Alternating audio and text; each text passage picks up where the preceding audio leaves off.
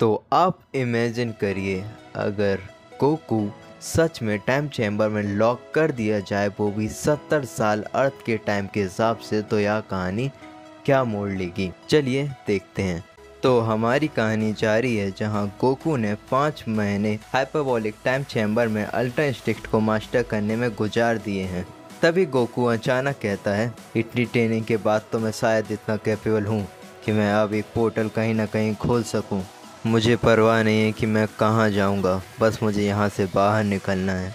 यह कहते हुए गोकू अपनी पावर को इंक्रीज़ करने लगता है। फर्स्ट बेस से गोकू पावर इंक्रीज़ करता है और सुपर साइयन में ट्रांसफॉर्मेशन ले लेता है ताकि वह अपनी पावर को टेस्ट कर सके, पर यह काफ़ी नहीं था। तो गोकू स्लोली सुपर साइयन 2 में भी ट्रांसफॉर्मेशन ले लेता है, पर यह भी इनफ नहीं होता है and Goku turn himself into super साइयन 3, पर यह भी बिल्कुल भी काफ़ी नहीं होता है। इसी तरह Goku super Saiyan god, super Saiyan blue में जाता है, पर यह भी एक पोर्टल खोलने के लिए बिल्कुल भी काफ़ी नहीं था।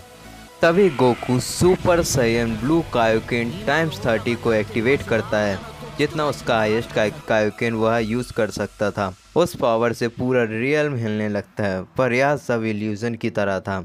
यहाँ कोई भी डायमेंशन ओपन नहीं होती है, यहाँ तक कि यहाँ पर एक क्रैक भी नहीं आता है। गोकू थोड़ा चौंक जाता है और फ्रस्ट्रेट होकर खुद से कहता है, यह कैसे हो सकता है? मैंने 5 महीने गुजार दिए हैं ताकि मैं कायोकेन की पावर को 10 लेवल तक इंक्रीज़ कर सकूं। पर जब गोकू को यह रियलाइज़ होता है इतनी पावर इनफ नहीं है, तभी वो कहता है, ओह मैन, यह डेंडे किस तरह से कर पाता है? यह super Saiyan blue Kaioken 30 times ने यहाँ एक क्रैक भी नहीं बना पाया। पर गोकू डिटरमाइंड होकर फिर से अपनी ट्रेनिंग जारी रखता है। इसी तरह 1 साल बीत जाता है और गोकू ने अब तक अल्ट्रा इंस्टिंक्ट की डिफेंसिव स्टाइल को पूरी तरह से मास्टर कर लिया था और वह ऑफेंसिव पावर की ट्रेनिंग में जुट जाता है। इसी तरह हाइपरबोलिक टाइम चैम्बर में 2 साल बीत जाते हैं और गोकू ने अल्ट्रा इंस्टिंक्ट को पूरी तरह से मास्टर कर लिया था, पर अब उसके पास मात्र 7 महीने का फूड सप्लाई ही बचा था। गोकू जानता था उसने यहाँ से किसी भी तरह निकलना होगा, वरना वह मारा जाएगा। Outside the hyperbolic time chamber 2 दिन गुजर चुके होते हैं। सभी जी फाइटर्स बोल्मा मैंशन में इकट्ठे होते हैं। उन्हें पता था कि गोकू की फूड सप्लाई बस ख़त्म होने को है। यह उसका आखिरी दिन है ताकि वो उस चैम्बर से बाहर आ सके। जी फाइटर्स में वेजिटा अपने में बात करते हुए कहता है, कैकारोट तुम कहाँ हो, किस हाल में हो? मुझे अगर स्ट्रांग होना है तो मुझे तुम्हारी ज़रूरत होगी कैकारोट।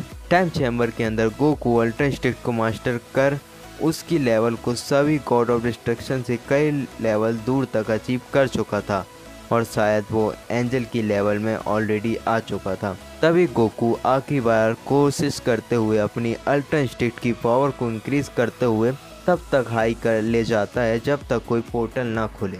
पूरा रियल्म गोकू की पावर के कारण कोलैप्स होने लगता और वहाँ हजारों पोर्टल खुल जाते हैं, वो भी डिफरेंट डायमेंशन में। पर यह सभी पोर्टल्स गोकू को कोई इफेक्ट नहीं करते हैं क्योंकि गोकू अपने यूनिवर्स में से किसी की भी की को महसूस कर सकता था और उसे पता था कि वह पोर्टल कौन सा है।